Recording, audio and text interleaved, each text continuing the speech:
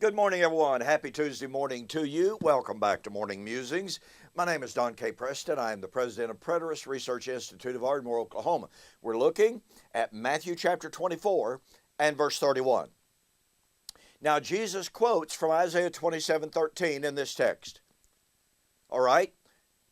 The Son of Man shall send forth his angels with the great sound of a trumpet. I have consulted any number of different commentators. There is virtual 100% consensus that Jesus is directly referring to, quoting, citing Isaiah 27:13. Now, is it possible that all of them are wrong? Yes, but remember, Jesus came to confirm the promises made to the Old Covenant prophets. And that includes the prophecies.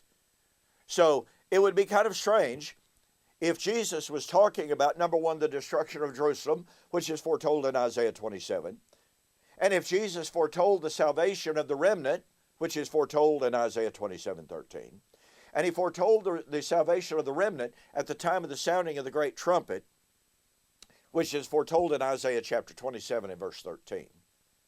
And it would be ironic if he was talking about the destruction of Israel and Judah because of their recalcitrance, their rebellion, and their hard-headedness, and yet that's exactly what is foretold as the reason for the destruction in Isaiah 27.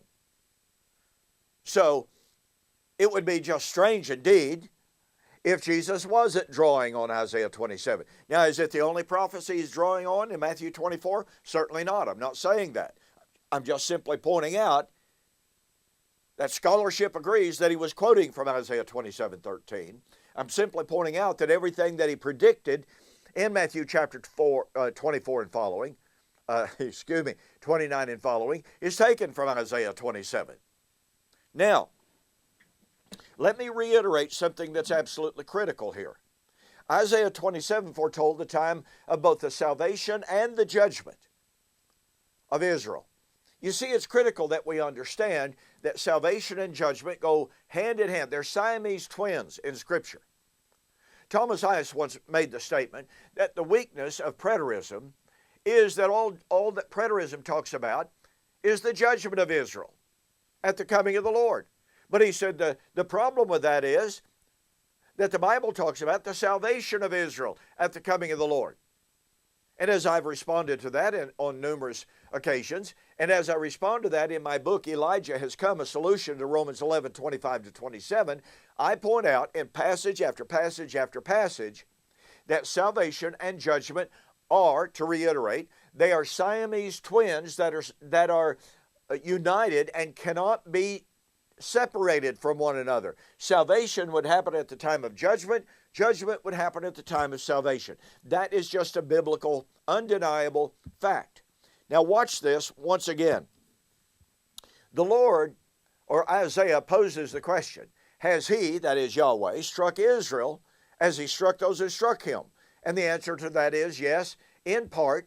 The question is, how has he killed Israel?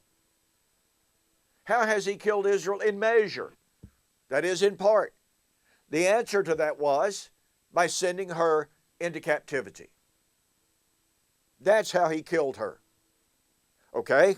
And he killed her, by the way, in the Assyrian captivity. He killed her in the Babylonian captivity.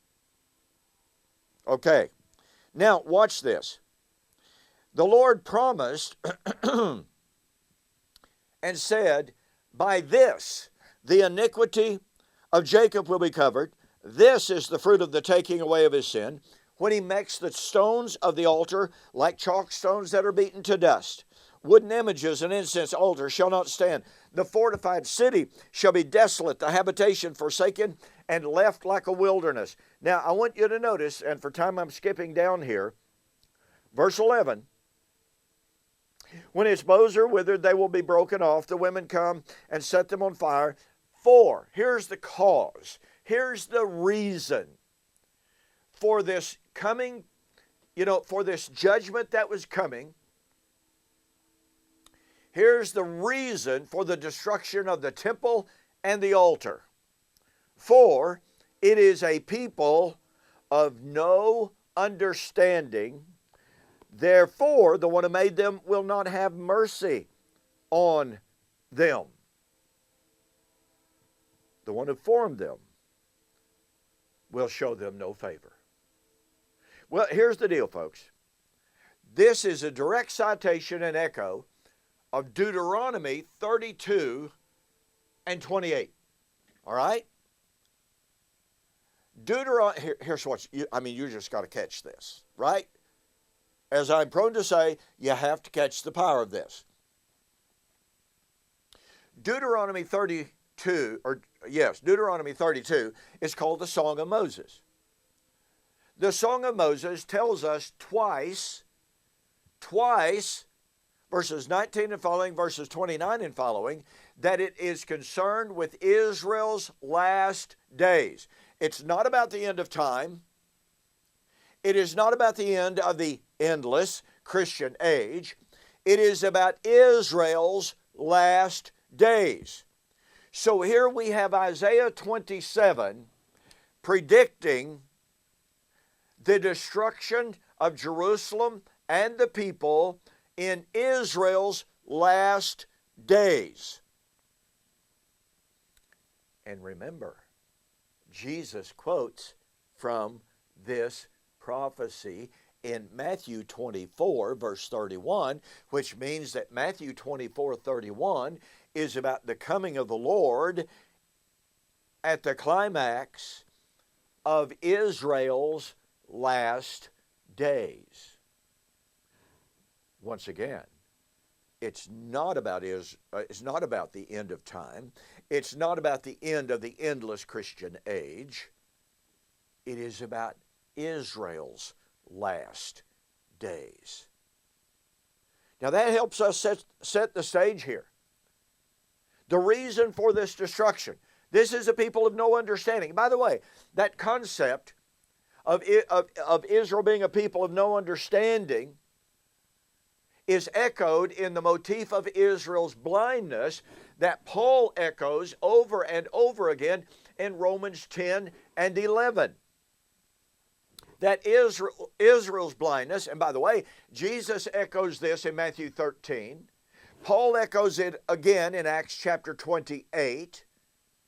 Israel's blindness would lead directly to Israel's judgment.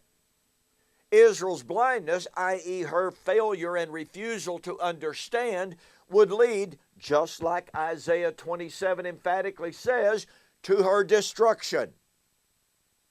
As he says, the one who made them will have no mercy on them. The one who formed them will show them no favor. But how can he say that if it's the time of the salvation?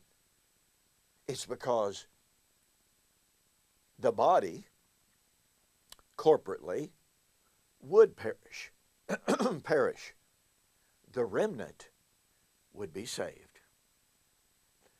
We've got more from Isaiah 27. I'll see you on the flip side.